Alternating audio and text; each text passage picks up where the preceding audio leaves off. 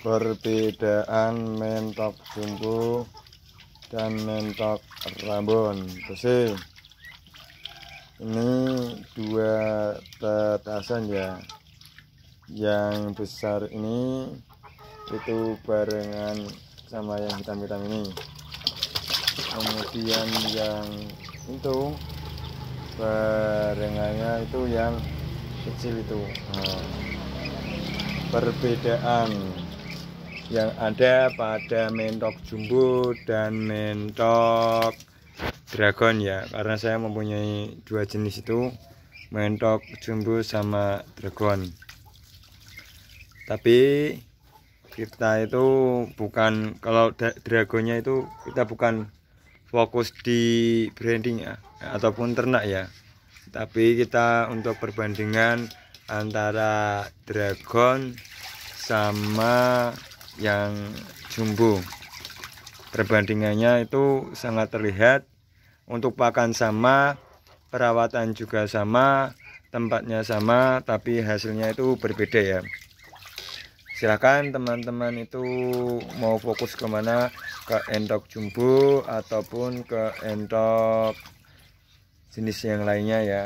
Kalau buat pedaging ataupun yang suka yang besar-besar, tentu jumbo pilihannya. Kalau yang suka warna, bulunya itu gimana ya, variasinya itu banyak, itu jenis ya, entah itu dragon, Menelian, klasik, ataupun yang jenis-jenis yang lainnya. Untuk perbedaannya ini ya, kita lihat kan teman-teman, ini postur keselisih ini ya, mohon maaf. Nah, itu posturnya selisih ya. Yang bareng netas besar itu ya, ini barengannya yang besar tadi. Kemudian yang ini, yang putih-putih ini, yang kecil-kecil ini, samaannya yang ini. Nah, itu saya cuma ada satu ini. Nah, ini cuma satu saja untuk perbandingan pakan dan minumnya juga sama, tempatnya hidupnya pun juga sama ya. Untuk perbandingannya sangat terlihat ya bagi teman-teman yang ingin mencari ataupun memiliki tujuan, habis lebaran ini saya bisnis rumahan ternak entok ya, maka tentukan satu, Anda itu fokus di mana, di pembesaran ataupun DOD. Kalau di pembesaran silakan teman-teman itu membeli DOD. Kalau yang fokus ke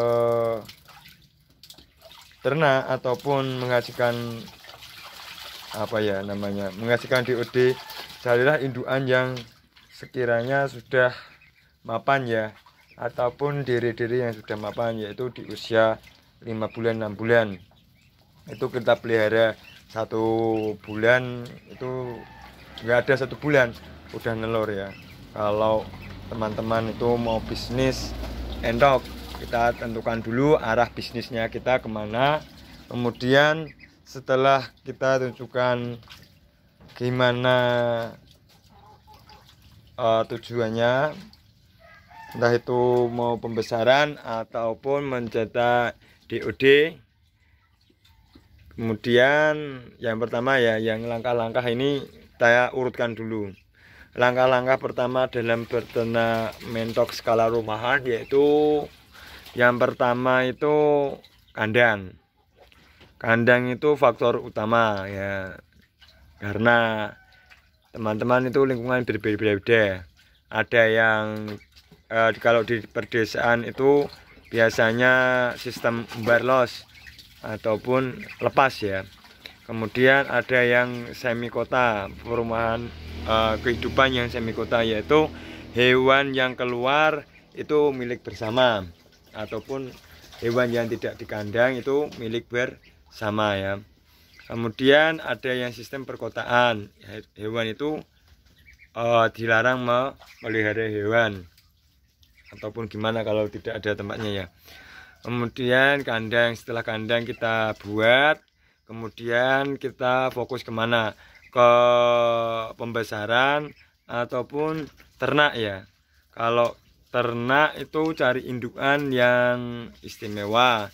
Kalau kalian suka yang jumbo, carilah yang kesukaan Anda itu apa, LP, leher panjang, beton, ataupun yang namanya tronton, itu terah tronton grup ya, itu dari Mas Centeng itu juga ada, ataupun dari terah-terah mana, itu tentukan dulu indukannya. Kemudian begitu juga kalau main dragon atau main apa ya, ini kalau yang fanatik ataupun suka-suka melihara yang jenis-jenis ori, ataupun yang penting itu hewannya entah itu jenis apapun nggak apa-apa, yang penting bisa berkembang dengan baik ataupun pertumbuhannya baik, entah itu lokal, rambon, mile, jumbo atau apa, ataupun syukuran ataupun kapur, itu nggak dipedulikan juga ada seperti itu, tipe-tipe seperti itu ya, terserahlah bagi teman-teman. Setelah kita cari, kita buat kandang, kita cari juga materi, entah itu DOD-nya ataupun indukan yang kita akan ternak,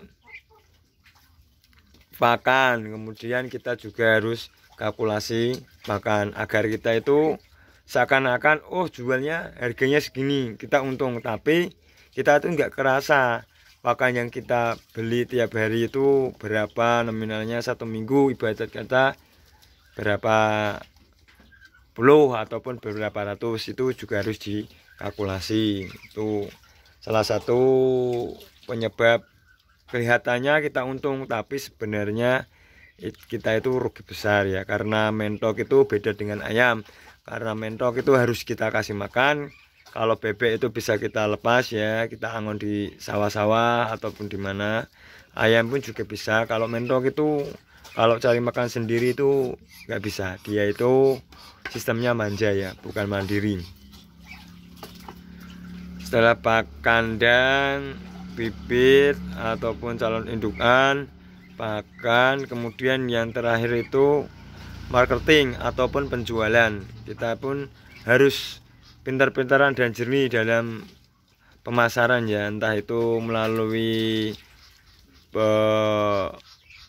memborong ataupun sama hobi, kita itu harus jernih, karena inti dari semua inti dalam bisnis itu marketing ya, penjualan barang ya. Penjualan barang, ketika barang kita bisa dijual dengan harga pakan dan selainnya kita kalkulasi itu masuk, berarti kita termasuk sukses dalam sebuah marketing ya. Ini untuk saya ini yang jenis dragon itu untuk perbandingan. Kemudian itu juga ada kita perbandingannya waktu dulu kita masih simpan, ini perbandingan, maaf, ini sampai sekarang itu belum bisa renovasi kandang ya. Ini perbedaan antara dragon sama diri ya. Ini kita lihat kan, dragon sama diri, ini diri, ini juga diri, sama dragon jantan. Ini dragon jantan sama diri ya. Kita lihat kan posturnya, untuk usia itu sama, bahkan lebih kecilan yang diri kita ya, selisih entah itu hampir 2 minggu ya, 10 harian itu ya, kita anggap sama saja. Untuk kelaminnya itu jantan sama betina, ini kita lihat posturnya ya dari atas. Nah itu betina sama jantan ya, buat edukasi ataupun buat berbagi-bagi pengalaman saja ya, ini untuk teman-teman jadikanlah ya, dulu iseng-iseng untuk membandingkan itu. Setelah saya bandingkan ini kurang puas ya, kita bandingkan juga yang ini ya. Semoga bermanfaat ya. Perhatikan dalam bisnis ternak apapun, yang pertama kita buat kandang, yang kedua kita cari bibit ataupun cari indukan yang benar-benar masuk dalam kategori kita. Setelah itu pakan, habis pakan, marketing dalam penjualan ya. Kita harus jernih agar kita sukses dalam sebuah bisnis ternak ya. Semoga bermanfaat. Salam satu hobi, salam ngos, wiki wik. Assalamualaikum warahmatullahi wabarakatuh.